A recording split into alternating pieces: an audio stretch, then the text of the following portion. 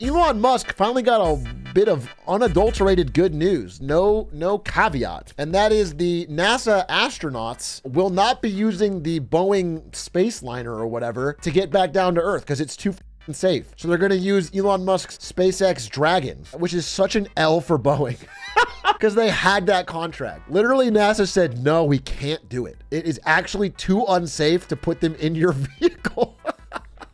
It's such a public, shameful L. Yeah, here. NASA just confirmed Butch and Sonny will not return on Starliner, but instead SpaceX's Crew Dragon. My understanding is that Boeing is going to abandon this project altogether now. It's such a public embarrassment. They're going to get out of the space travel concept altogether, which is just such a bad 2 years for Boeing, but this is the cap to it. I mean, I'm sure there's more to come. Apparently their new CEO might be a step in the right direction, was what I was reading, but tough to say. It is insane for them to think they could make a spacecraft when they can't make a terrestrial aircraft. On in 19 minutes. If I was CEO of Boeing, I would make sure all the doors don't fly off mid-flight. You're hired. You are hired. You just got $52 million paycheck, my friend. That's what they need right now. You have the gumption. You have the mindset. That's the interview question they were looking for. Hey, Shrug, do you think you could land a plane in an emergency situation? I'm going to sound arrogant here, but yes. Only if I have the air traffic controller in my ear. I think I could. I think I could stay calm and follow directions. And if they tell me to press this button, beep, boop. I'm assuming the autopilot isn't broken. You know what I'm saying? I'm not gonna fuck it up. Pull up a YouTube video. How hard is it to land a plane? Landing a plane is considered the most difficult part of flying. Well, here's a video, 1 minute long. I will help you, don't worry. Okay. We can release now. It's the president of China Airlines. That means autopilot is Off. Oh, you shit! can try, and to be the professional, your hand should be on the throttle. I feel like if this guy's next to me and he's got this good attitude, which I don't know that you'd have. The thing is, he has a good attitude because they're in a simulator. But if it's me and I'm like making jokes and I'm going ahead, I'd be like, put your hand on the throttle. I feel like you might snap at me. I can land this bitch. Go back. Okay. Dual input. Ah. We are going to the right. Oh no. So go back. Oh no, Captain, help me. Honestly, I'd be a little annoyed with him backseating at this point. I feel like I'd have it. You know, she's not even doing a good job. I feel like I'd be crushing it and I would be like, dude, shut up. I don't even need your help. You're actually backseating me a little bit. Let me fly. This kind of situation, we miss a input right away. I feel like I'd hit his eject button. 40, 30, 20, retard. Okay, we landed. What? Yeah. Obviously a technical term for slowing down. It means slow down, just to be clear.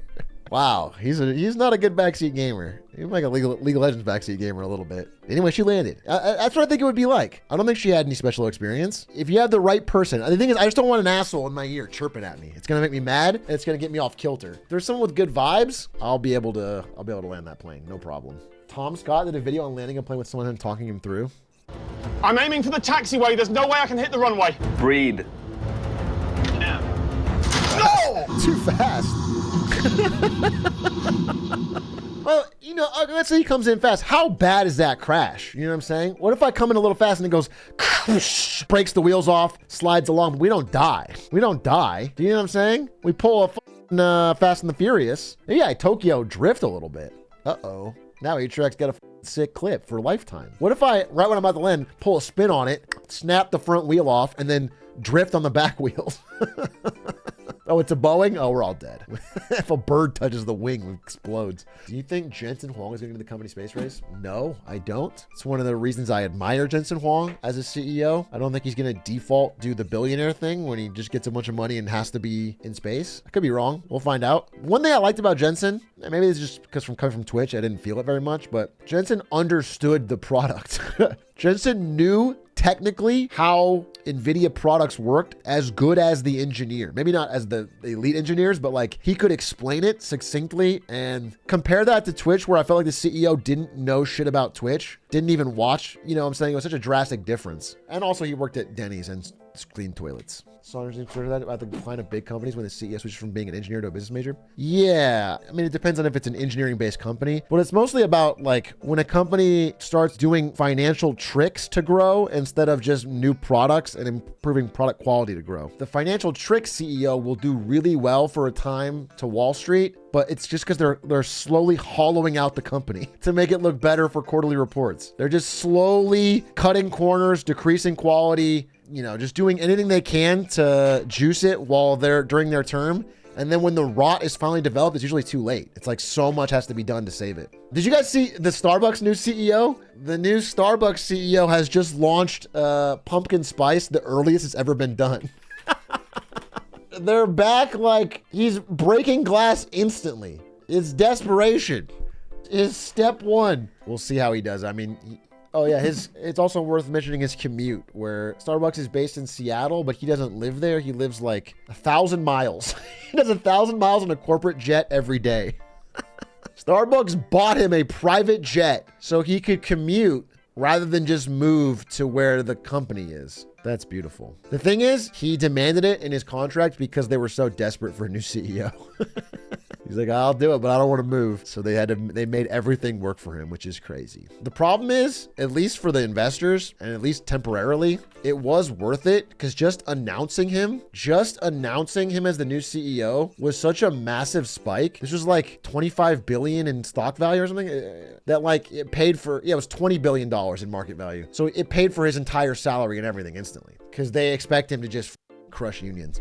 Last CEO was that bad? My understanding is he was really bad. I mean, Starbucks quality, I guess, got worse. The lines got worse. Stores got dirtier. Yeah, my understanding is Starbucks did get worse and he wasn't a great CEO, but also that there's the union component where he negotiated with them and they want someone who's Chipotle pilled and can just like try to break them.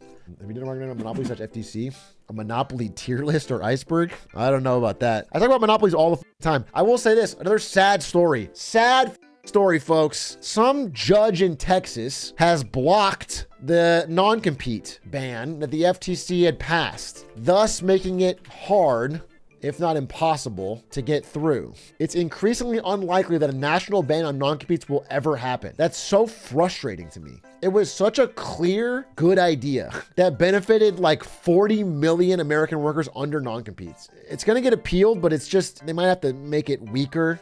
It's just very annoying and very, very frustrating to me. What was the justification? They said the FTC overstepped their bounds and should only have made a ban on certain types of non-competes, but a blanket ban was too far. But it was done in response to a suit from like the Texas Association of Business, which again is just a group of like businesses that benefit from exploiting non-competes on workers. Like it's very frustrating. Chamber of Commerce is like the Texas Association of Business, but bigger. Chamber of Commerce is not official part of the government, in case you didn't know. It sounds fancy. You think the Chamber of Commerce, you think that's part of the government? It's not. It's actually just a group of, it's a business built organization. Anyway, it's frustrating. Why can one judge completely block it? That's just the way it works, bro. A federal judge strikes it down, it's struck down. They just have a lot of power, man. We can appeal it, but yeah, like the final appeal would be to the Supreme Court, and I think the Supreme Court will hold it up. So I don't know. The FTC swung for the fences there. Sucks because I think it was a truly good idea. I think any tiny losses to businesses would be more than outweighed by the immense freedom it gives to average workers who have been locked into these things to choose jobs that they want and to start businesses they want and to increase competition. And it was awesome. And I'm very frustrated by this judge's decision. Is 8ish on a non-compete? Of course. Yeah, of course. I lock all my editors down. Brutally binding non-competes. And I don't let them unionize either.